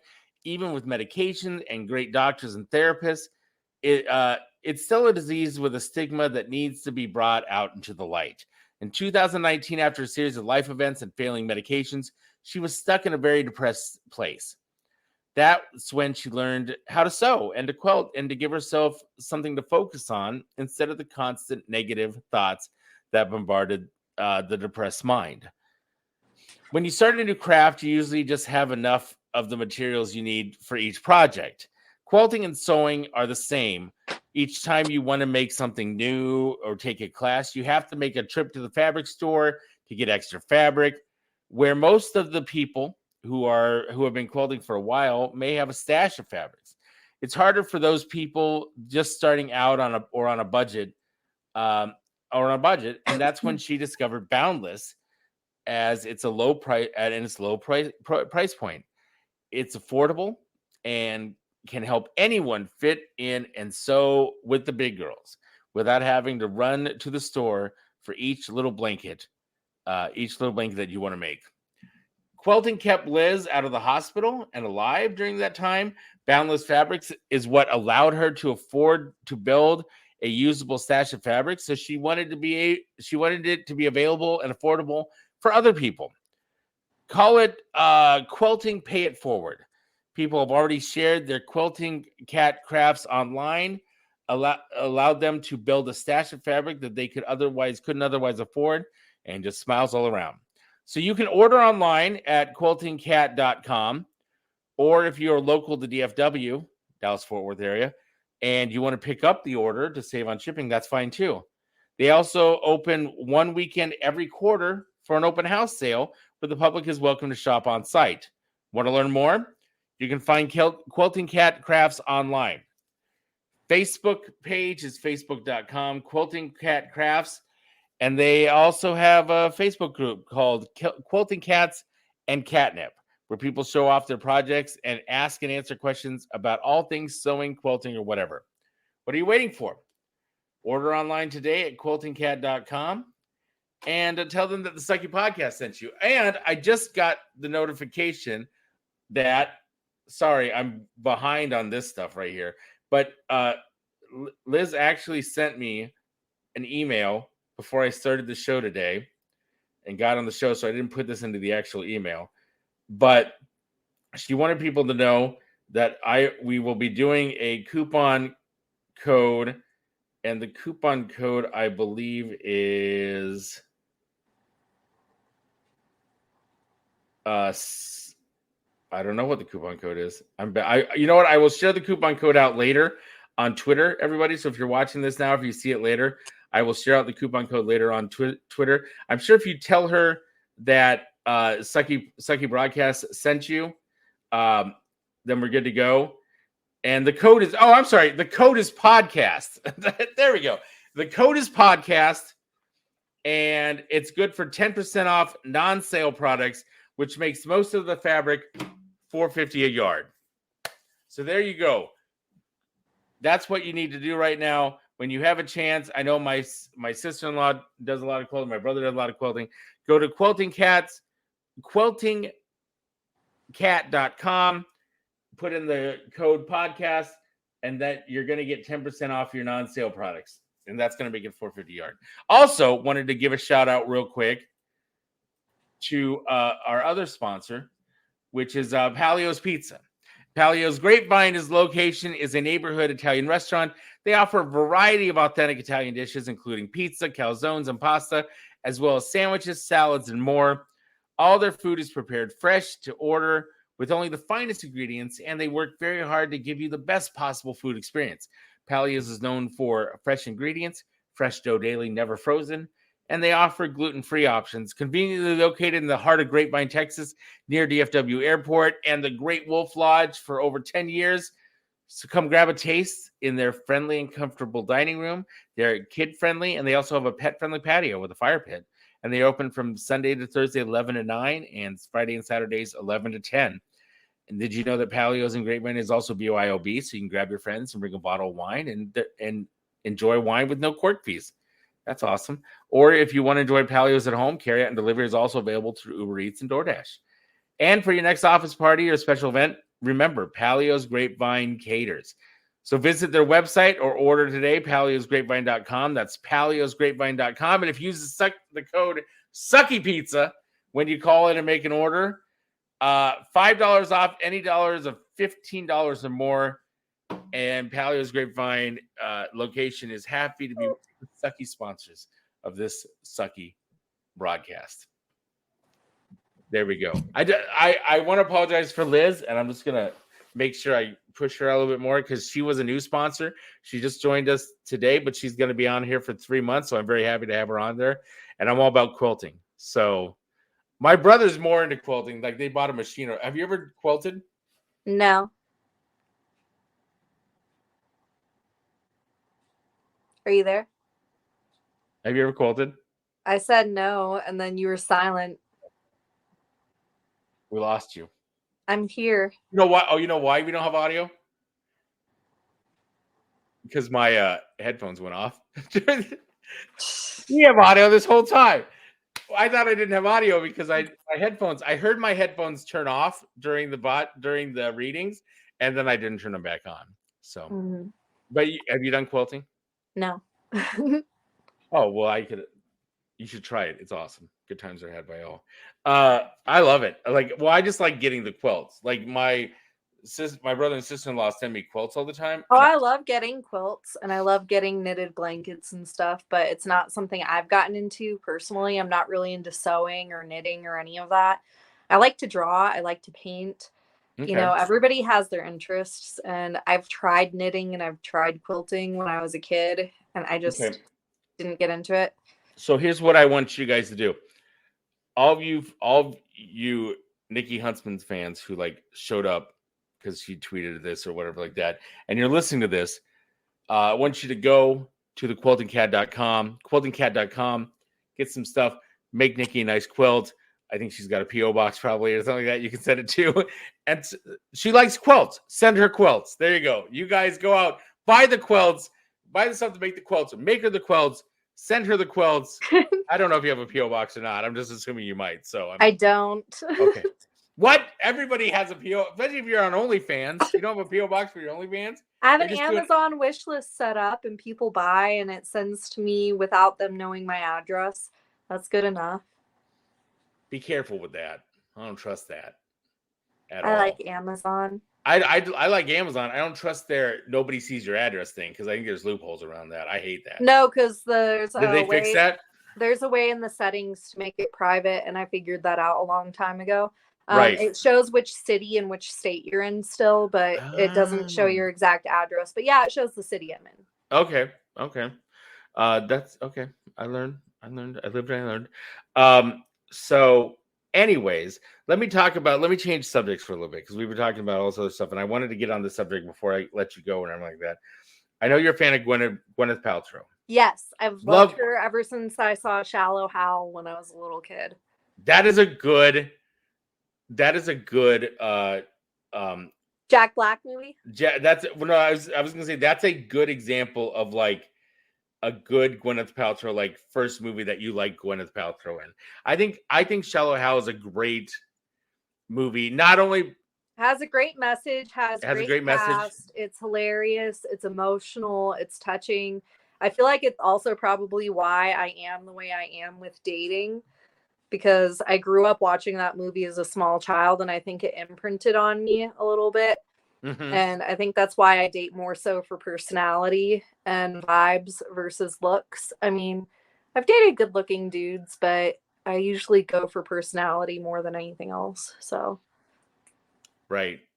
I love that movie, and I love it when that you realize that the old lady isn't really an old lady. Yeah, she's just that bitch. And that's what she looks like on the inside, and then that's the whole thing. So Gwyneth Paltrow says. So you haven't read this, right? You haven't read this at all, right? I've not read it. Okay. Gwyneth Paltrow was talking about she dated Ben Affleck and Brad Pitt. Mm-hmm. Okay, in her past. But she said one of them was better in bed than the other one. Who do you think? Ben Affleck. I think he'd be better. Oh, you think Affleck would be better? Hold on. So here's what we said. Let's read through this real quick. So during the podcast interview, Gwyneth Paltrow, 50, which I didn't realize she was 50. Wow. Spilled the secret of whether Pitt or Affleck was better kisser and who was better in bed. We're going to play that game. Brad or Ben? Alex Cooper, the host of the show, said on the Call Her Daddy podcast. The Goop founder responded with Brad, thinking that was the game. I don't know what that means. Gwyneth. So after Paltrow and Cooper laughed, the podcast asked who was the better kisser, and she says, "Let me think. Gosh, I have to remember. So far back, they were both good kissers. Who was better in bed? That's really hard. Literally, that's what she said. That is really hard. Boy, she says that multiple times because Brad was sort of a major chemistry love of my life at the time, And Ben was like a technically excellent. I can't believe my daughter's listening to this. Am I blushing? That's what she said. God bless J-Lo and everything she is getting over there is what she said. Oh, Gwyneth so Paltrow said, God bless J-Lo. Yes. She said, no, God she bless said, her. So like, it's good. Yeah, she's saying Affleck. I think she said, I met Brad on the set of Seven, and I think I was only 22 years old at the time. Everyone knew he was the most gorgeous movie star in America. We said hi on set. It was major love at first sight. It was crazy. Pitt eventually proposed to Paltrow, and they were engaged. I didn't know they were engaged. They broke off the engagement. How long were her and Affleck dating? She dated Affleck for 3 years, from 1997 to 2000. But Affleck got married to J-Lo. But yeah, so what she's saying is good for J-Lo, because J-Lo scored. Even though he's got that weird back tattoo that, I mean, I got weird tattoos too. I got weird tattoos all over me. Is it bad that I just automatically knew that? I'm like, oh, I bet it's Ben. Ben's the better lover. I mean, that makes a lot more sense, I think, because also he's just he's had the more problems, I think, out of everybody mentally. You think more problems make somebody better? I think emotionally unstable makes you hotter. I think emotionally unstable makes you better sexually. That's my opinion on that. Is that thing. So who was your best lover? There we go. There's the question. Instead of just saying one, can I just give a top three? Yeah, I'll give a top one. Anyway, no, I'll give a top. All right. Yeah, you give a top three. I'll give a top three. I'm not going to give it in any particular order, but my ex-fiance Cody, my ex Bernie, and then Pauly Shore. Pauly Shore? Fucked him. What? That's awesome. I love Pauly Shore. I usually don't name drop, but you know what? I'll name drop here just because it's a compliment. That's awesome. Pauly, if you see this later, because TMZ is like, what? There you go. Good job. And he fucks everybody. I don't think it's that big of a deal. That's he gets awesome. around. Forget everything else I want to talk about. How did you guys connect? I mean, I met Pauly numerous times, and he doesn't remember, I think, but I met him when I was in. He just goes for porn chicks. I'm just going to leave it at that. Okay. It doesn't matter. I remember I was at the Maxim 500 party, and at first I was like, oh, Pauly, because I'd seen Pauly in Iowa City a long time ago. We hung out, and it was Dave Attell and Pauly and some other people, and there was some drinking involved. And I figured he didn't remember me from that. Yeah. But I saw him there was a Maxim 500 party a couple years back, and I saw him. And some girl came up, and we made up, because at first he was like, get away from me, dude, I don't know who you are. And then he like figured it out later. I think he like kicked in. So we started talking. We were sitting there, and this girl came up and gave Pauly a kiss. And then he's like, kiss my friend. And then I got a kiss on the deal. I was like, this is good. I like this. I like hanging out with Pauly next to me. But that's awesome. Nah, he's a good guy. I'm not going to go into any details past saying he's in the top three. That's it. You're not insulting him, because you just literally said he's in the top three. I don't think you have a high number. I think you have like 4. But I'm just saying, if you're in the top 3, then he's in the top 3, and I've gotten around, porn and my personal life. I've done quite a few things over the years. He's in the top 3 best I've had. Past that, I'm not going to give away any other details, because I know that I like to keep my love life private and my sex life private, and he does too. But I don't mind dropping his name in that sense, because that's a compliment, and I'm sure he'll appreciate the compliment that he's good. Past that, though, no further details. That's fine. Pauly, if you want to come on my show, you want to come on the show later on, and you want to give me your top 3, I want to clip this so Pauly can see it. And I'm like, hey, if you want to come on the show and give me your top 3, I'd be interested to know if Nickey's in your top 3. I assume she is. I don't want to know, because I'm probably not. He's been with like a million people. No, I'm sure you are. Come on. If I was, he wouldn't have ghosted me. Pauly Shore ghosted you? Yeah, that's how bad my love life is. Even Pauly Shore's ghosted me. He was like, goodbye, buddy. Or what? You know, it's That's how interesting. bad my love life is. That's well, I'm upset with Paulie that he ghosted you. I think he shouldn't do that. So come on, Paulie. It's whatever. I'm sure he has a million different people that are into him, and you know what? It's his loss because I'm sweet. I really want to clip this and put this on Instagram. Is that okay with you? Is that okay with you if I do that? Because I think this is great. And I think that part? This part, I just want him to be like, I just want him to acknowledge that you were good, or that I want him to acknowledge why he ghosted you. That's what I wanted. That's what I want the end to be. I think, right?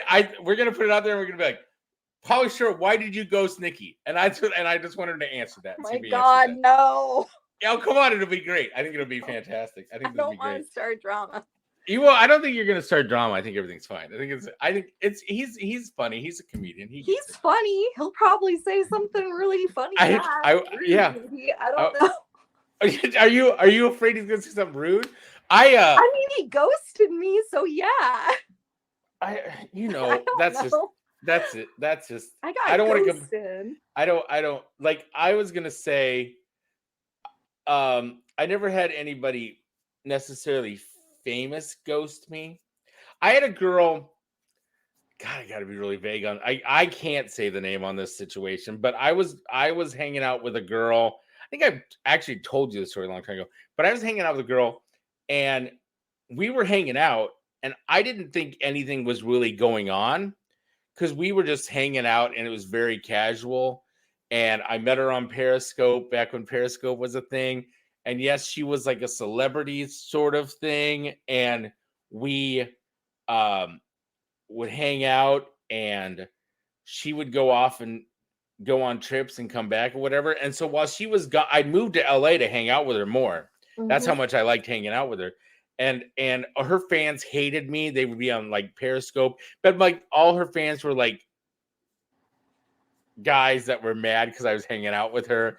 And like they would be like, he's gonna hurt you or he's gonna kill you. Like they would send her emails and say, oh, there's whatever, this guy's gonna kill you or lock you up or stuff like that. But when she left, I ran into an ex-girlfriend from New York City.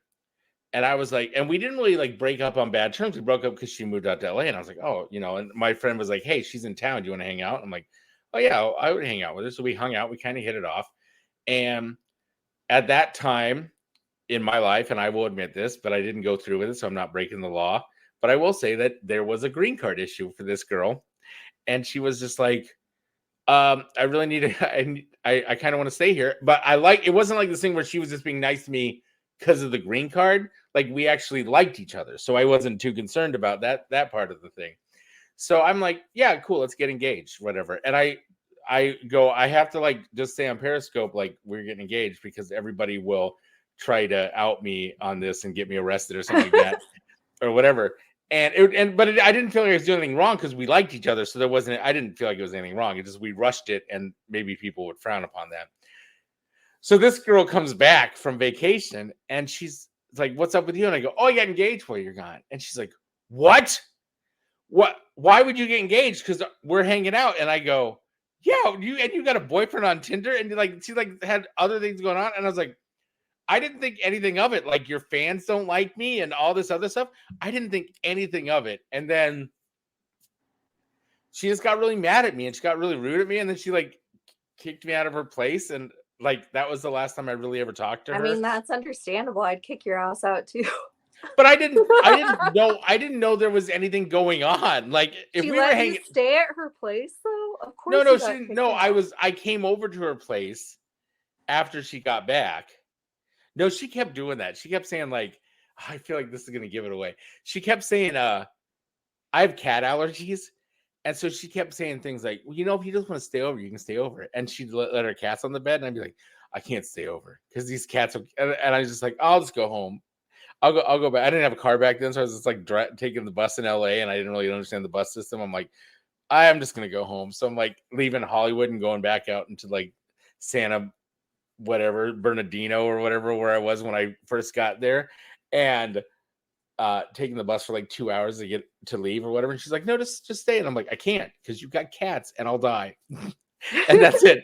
I'm like, that's it. There's so many girls that I didn't fool around with a lot because they had cats. And that was like the downfall. There was a girl that was in New York City, and up until the time I left New York City to go to LA, the second time when I came back the second time from LA, I thought we were gonna date or whatever, but we could never. I had a railroad apartment at my place, so like that means people could just walk to my room at any time. So that really like shot down the idea of like fooling around in my bedroom sort of thing. But didn't stop my roommate from bringing home guys every night from Fire Island, and he just like went to town with them, and just they were loud. But then she had a cat at her place, and so it didn't work out. But then she just reached out to me recently, told me her cat was dying, and I was like, "Oh, do you want to move? Do you want to come live here? Because I like you." Oh. That was when I was in Chicago. I was like, "Well, if your cat's dead, I'm sorry, I'm not a cat person. I am. I can't go out with anybody with a cat because the allergies are just too." Meanwhile, my dog sheds all over the bed, and I have to like change the sheets all the time. So I really don't have any room to talk. But for some reason, I'm not allergic to my dog. So my dad's allergic to cats, but he loved me so much as a little girl that he went and got allergy shots and took medication just so that I could have a cat. So okay, that's your dad. He's supposed to do that stuff. I'm just saying, though, if you like a girl enough in a relationship, you'll make the same sacrifice. Clearly, you don't like her enough. Yeah, you're right. You're right. What would you call that? Would you call that like Claritin commitment? Is that sort of the thing? It's like I feel like that's a whole nother level of commitment. You really care at that point if you're gonna do that. Right. If you really like her, put Flonase in it. The thing is, like my best friend Lisa, she's allergic to cats and dogs, and she'll still come and visit and stay with me. And she'll be taking allergy meds and like dying the whole time she's in town. But she does it because she loves me and she likes to see me. And she knows that if she wants to come stay at my house in Colorado, she has to be okay with cats and dogs. I feel like that's a whole nother level of love. Yeah. Tolerating allergies for people you care about. Yeah. Next time I'm in the area, I'm just going to be like, hey, come over and have brunch with me. That's it. Yeah, because I have a house full of cat hair and dog hair. You're like, I got a bunch of cat and dog hair in here. Nope. You're like, that's like, I feel like I'm just giving girls the formula to stay away from me. I'm going to tell you this. I had in New York City, the day I got my show, because I broke up with people. I did like this breakup thing a long time ago. And it got popular, and it was going to be a show, and True TV put out the pilot for this show. And that night, this girl, and I will say this girl's name because I like her. I love her to death. Her name's Patsy. Patsy was friends with my friend Janine. And Patsy's birthday is on Valentine's Day. And so we were like, let's go out for Valentine's Day. And Patsy had a bunch of friends with her. And so Patsy, if you see this, this happened and you didn't know about it, but Janine knew about it. So I'm just going to tell you what happened. So we were hanging out, and this girl kept talking to me. This girl from their friend group kept talking to me because a bunch of girls came in from different areas and we're all out for Patsy's birthday party. And they were all getting ready to leave. And this girl goes, oh, I'm just going to hang out here with Bradley. And he's got a friend with him. I had my friend with me who was visiting me and was staying at my place. And we're sitting around the table, and Janine texts me and says, she was asking about you all night. Are she still there? Because she was asking about you all night. I'm like, cool, dude. That's cool. So we're sitting there, we're talking. And I have this thing where I will never make the first move. I just will not make the first move because I've misjudged the first move so many times that it's like psychologically I can't make the first move. So we started telling stories, and I said, my biggest thing. So what I do is I plant the seed into their head, and I say this. I said, for me, I'm just really dumb when it comes to girls. And if a girl likes me, I just need her to like make the first move and like kiss me or be like, hey, I like you, and all this other stuff. And I'm like, that's his thing. And this randomly came up in conversation. So my friend Uriel goes out. He's like, I'm gonna go have a smoke. So he goes out to have a smoke, And I turn around to talk to her, and she grabs me and she kisses me, and she's like, I like you. And I'm like, I like you too. And then I said, Euro, here's my keys. You can go back to my place. This girl's staying at a hotel. I'm going to go with her. We're going to go hang out. So we go, and I have by far the top 3 night of my life. Okay. Top 3 night of my life with this girl. And then I never see her again. Oh. I think I'm going to see her again because she's friends with my friends and all this other stuff. And then it just never happened. And then I never saw her again. You never tried to look her up or contact her?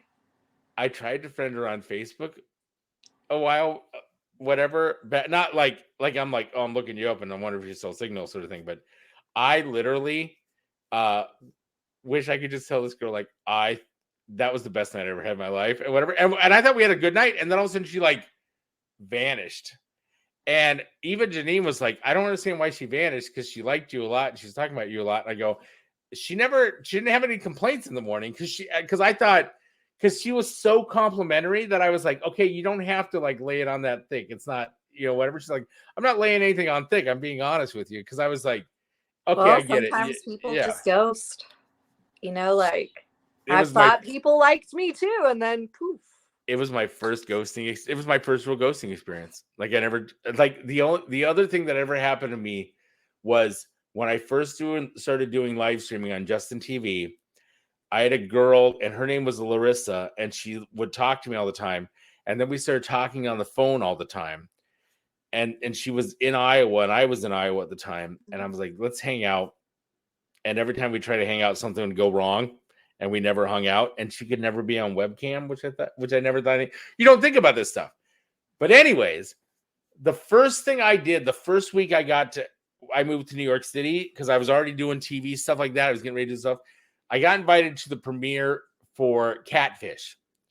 And so I took a couple of my friends. I'm like, let's go to this movie Catfish. I don't know what's about, but I got invited to a premiere, and that's cool. Let's go. So I go to this premiere for Catfish. I watch Catfish, and I'm like, that's what that girl did to me. Oh my God. Because catfish wasn't a term before that movie came out. And I didn't realize that was happening to so many people. And then catfish was like, that happens to people a lot. Especially because the internet. TV show came out with me and all them. I love that show. I love Catfish. Yeah.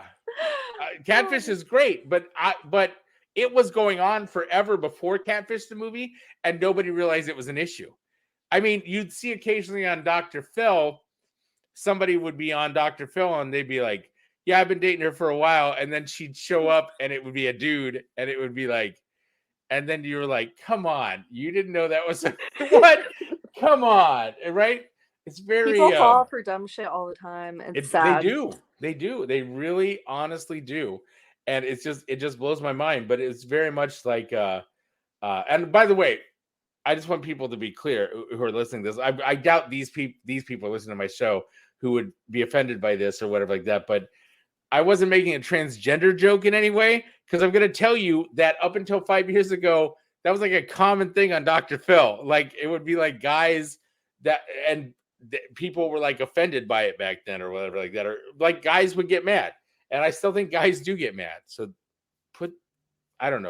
label something right in the settings on a dating app because come on, that's not fair to me. Okay, anyways, it's really not fair to me. You know what I'm finding out now, and I'm just gonna say this, and don't hate on me for this. I'm gonna say this. I go through Bumble, and I'm very much like I have moments where I'm like,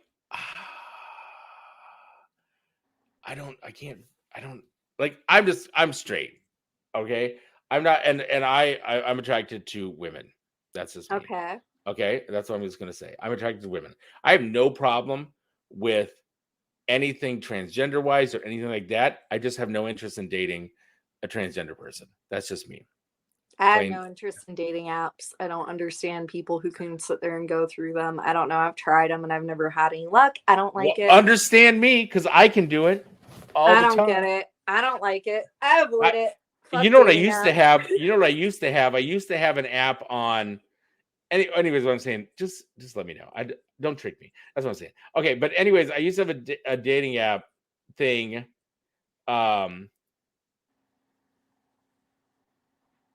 Oh, wait.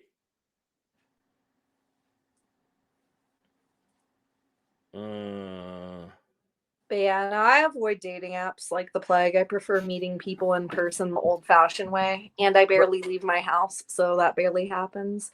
So I don't really have a love life, but it's Hold by on. choice. Didn't you go out with somebody you met on Facebook dating? Long time ago, I had like 1 or 2 dates, and I didn't like it. I tried that, didn't like it, didn't go anywhere. You know what I did I got to take people off of Facebook dating. I forgot about that. When Facebook dating first came out, I just put a bunch of girls I already knew like as crushes. I'm like, crush, Oh, crush, I crush, did crush, crush, that crush, crush, too, crush, and I crush. left it. But I Yeah, put people I already dated or fucked. I put a bunch of my exes just right. to see if it would match up or match. Yeah, right. That's what I did too. I was like, well, I'm already friends with a bunch of these people. So what if we did match up? Like, would they just swipe right? Would they swipe because they were being nice to me, or maybe they really? So I was like, well, I'm just gonna crush all these people and see what happens. Yeah, with me, I just crushed people I'd already fucked, and I knew it was good. I was like, that one, that one. Right? Like, this is great. This is like a menu for a restaurant right This here. is me saying I still Right. like you, and if it like matches, it matches. If it doesn't, you guys don't even know. Oh, and I had two girls recently. I had a girl who I met in LA, and we were friends for a long time. And then I moved to Chicago, and she was going through a rough patch and whatever like that during COVID or whatever. And I was convinced that we were going to just get married out of convenience, sort of thing, because we were just like both in the same little area. And then, and I'm not throwing shade or whatever like that, but then she randomly got engaged to another guy, and then they just got married. And I was like, dude, he must have just been closer or something like that. Like he was somebody. I'm not throwing shade, but I wish I could just tell this guy, like, hey, you know what? I think that you think that she was only trying to get engaged to you, but she was getting engaged. She's clearly getting engaged to like 3 different people at the same time, and then deciding which one she wanted to marry.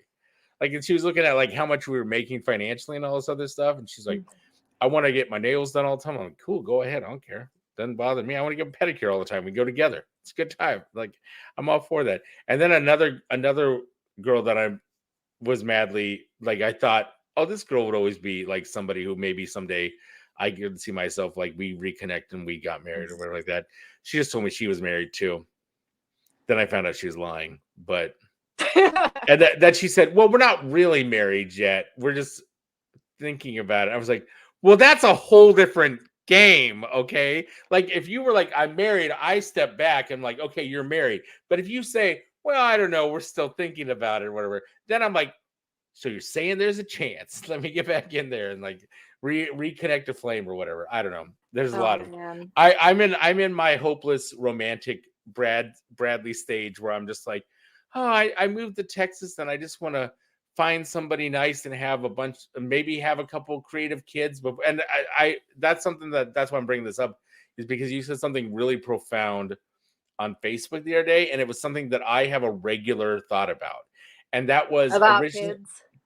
yeah, because originally I said, because I have 2 kids from a previous marriage, and they're both grown up now, and I didn't get to be in their life for a lot of their life, and I always thought I'd like to be in somebody's life for a while, but I'm like 2 years away from being 50. And so I'm like, okay, that's cool. I could still father a child. That's not a problem. I just have to get in better shape and all that good stuff. But do I really want to be, because I'll be old enough for graduation. Like I need to get in enough shape that I'm like one of those guys that are like, oh, he's 70. Like when my grandfather was 70, 75, 80, he looked young.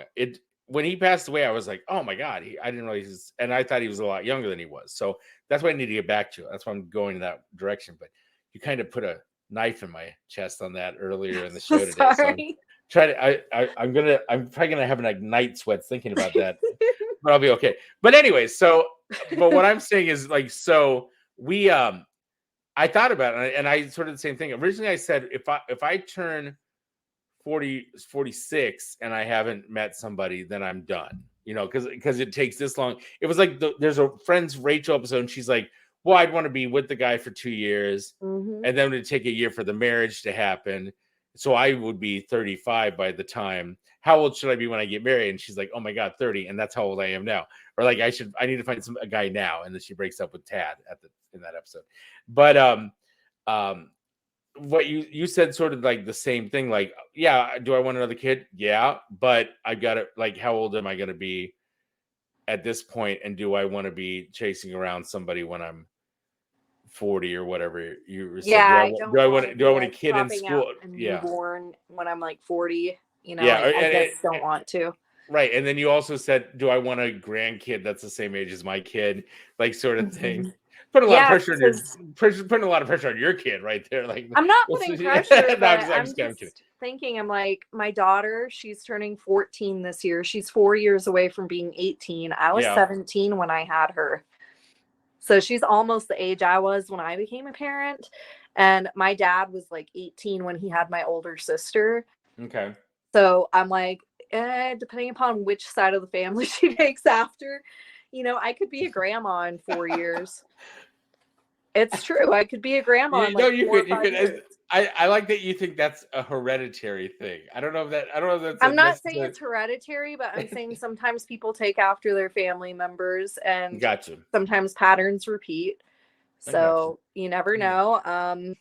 It's one of those things. Patterns repeat themselves. Family members tend to carry things on sometimes, and either that's going to happen or maybe she'll have a kid when she's in her 20s or 30s. But I know that my daughter wants kids. She wants to be a mom someday. So I'm like, I know that I'm probably going to have at least one grandbaby someday. And depending upon how early she starts, that could happen within the next 4 years. Grandma Nickey. I could be a grandma in my 30s. Yeah. I could be like a 34-year-old grandma, 35-year-old grandma. Then you would be a GILF, and that's pretty awesome. Yeah, there you go. Then they're like, can we have you come in for this GILF shoot? Can you come in for this GILF shoot? You're gonna be stuck in. You're gonna be stuck in a dryer. Like you are in real life. Oh, okay. They label you off of what you look like, so I'll still be the cute young college chick and wife probably in 4 or 5 years. Okay. Yeah, that's good. That's good. Well, that you are. That's good. I thought I was too, and then. Sorry. No, it's fine. I thought you were older. That's fine. No, I get it. That's because I carry myself older. I have so much wisdom in my eyes that it just makes me think that it makes me look like I'm an old man. No, and I do have a lot of gray. I get it. I do. Now I hit the gym a lot more. Like, then it could be like, why are you at the gym and why are you crying? And I'm like, because Nickey said, like, my whole new, what's your motivation for losing weight? Nickey said I looked way older than I actually am. I thought you were in your 50s. No.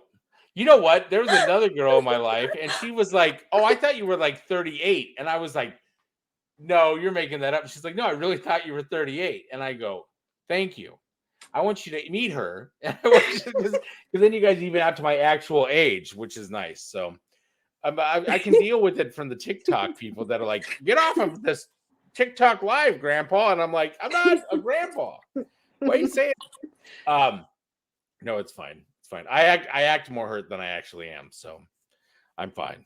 And I think you'll be a great GILF.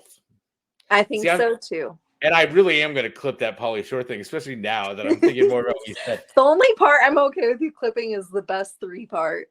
I will clip the best 3 part. Because I also just want to clip the part where it's my shock when you said Pauly Shore, and I was just like, I love Pauly Shore so much. And they always say don't meet your heroes, but when every time I met Pauly Shore, he's a good person. Good experience. Andy Dick, I'm sorry, Andy Dick, not so much. Never met him, but I will say Pauly's a good person. I don't like that he ghosted me, but other than that, he's great. We've got to put in the ghosting part because I really want to get answers on the ghosting part. Don't you want closure? I feel like he's leaving it open Guys do that Right. sometimes. Right. The thing So is, he didn't tell me I was annoying. He didn't tell me he didn't like me. He didn't tell me to fuck off. You know, he just kind of went silent and went beep, beep, beep, beep, beep, beep. So I don't know. I don't know what's going on in his life right now. If he has too much on his plate or if there's somebody else that he's more into. I have no clue. But he left the door open. And typically when guys do that, they end up coming back eventually. So. Right. And this could be the moment where I don't really want that to be what brings him back. Maybe that's what he needs. Maybe he's like, oh, buddy.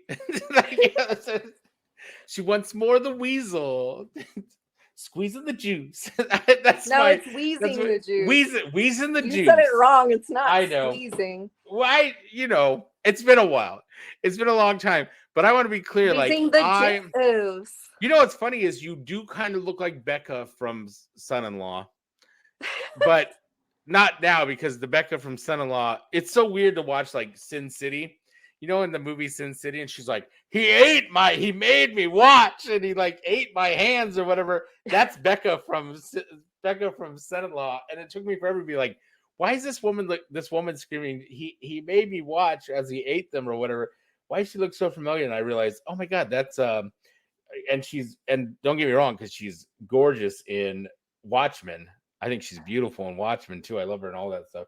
But it's just weird because she was Becca in Son-in-Law, which is, in my opinion, the greatest Pauly Shore movie ever made. Son-in-Law is the greatest. People will say Encino Man, but I don't count Encino Man as a Pauly Shore movie. I like Encino Man, but I will say that I really loved Son-in-Law, and I had a crush on him in that when I was a kid, when it was on VHS. I thought he was hot when he was Crawl. So there you go. Meet your heroes. I was attracted, so yeah, it happens. Right. It happens. Then he ghosted you. But I'm gonna make a love connection and bring you back together. I'm ready for this. This is gonna be the great. I don't think that'll bring him back. I think it is. I think this is gonna be the moment where it's like, oh, just remember. I'm just saying, invite me to the wedding. No, I'm just kidding. I know. That'd be awkward. Cool. That'd be cool. I mean, that would be wild. Yeah, because then it could be like, then you get up like a Son-in-Law. Then my real name would sound more like a porn name than my porn name. Yeah, that's Shanna Shore. That's right. Like a stage name. That'd be Shanna great. Shore sounds more like a porn name than Nickey Huntsman. Yeah. Shanna Shore sounds very stripper-esque. Actually, you could combine names, and couldn't you be like Nickey Shoreman? Shoreman? Then you could Why would it be Shoreman? Then you could just do sailor porn. Like, it'd be like, coming to shore, man.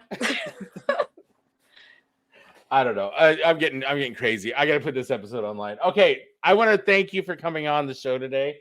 You're very welcome. I appreciate you. Don't embarrass me too much with that stuff. I won't, but you just put it out there, and I love it. I'm okay with the top 3. That part's the only part I'm okay with clipping. And hey, I'm sure that if you just clip that part, and if he stumbles upon the rest, he's gonna have to sit through and watch your whole 2-hour thing to be like, what did this bitch say about me? Right. What all did she say? I'm like, I just want to be like, here's the segment, and I just want to be like, good for you, Pauly Shore. Good for you. Because there's nothing he should be mad about, because you're like top 3. And I think that's chef's kiss. He's top 3, and he's up there with Cody Robinson, and he's up there with Bernie Bregman. Yeah, there you go. See? Yeah. Top I 3. don't even know those names really. But anyways. You don't know Bernie? I thought you knew him. I think I do, but he was huge in the cosplay community. He threw all the SDCC parties. He threw Stanley's 95th birthday party. Yes, yeah. I do know who that person is. Sorry, I have brain farts. I have brain farts. I think it's hilarious though, because if you think about my top 3 people I've fucked, 2 of them are Jewish, and then the 3rd's a Mexican. But I just think it's funny. The Jews and the Mexicans lay the best pipe. It's the tradesman, and it's I don't know what to say. I don't know how to respond. Well, I mean, My Mexican was a plumber in real life. So it's either they're really going to be good at laying pipe or laying carpet. One of the others. I'm just saying, I had a plumber who was good at laying pipe, and then the other two, you have to think comedians, and then also like cosplay production people who are hosts of events.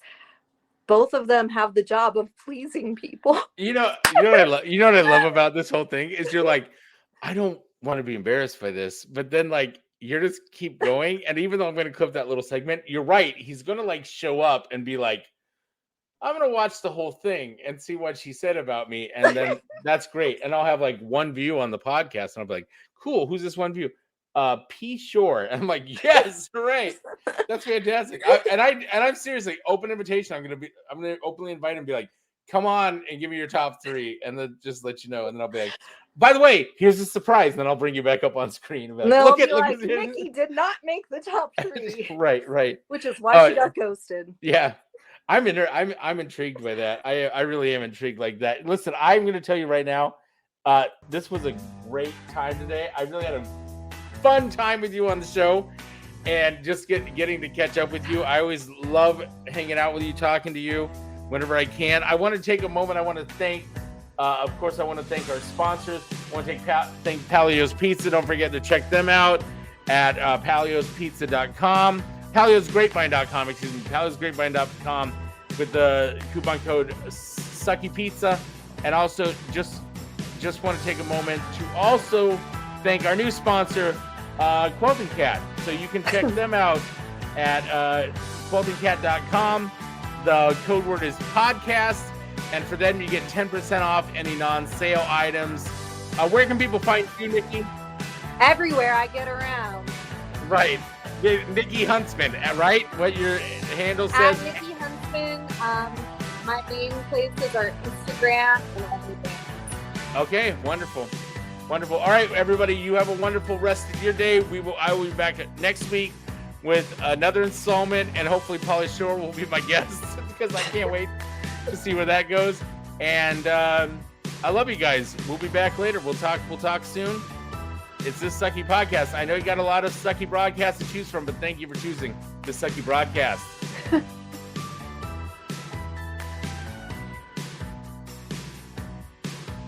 You've been listening to This Sucky Broadcast. Learn more at thissuckybroadcast.com.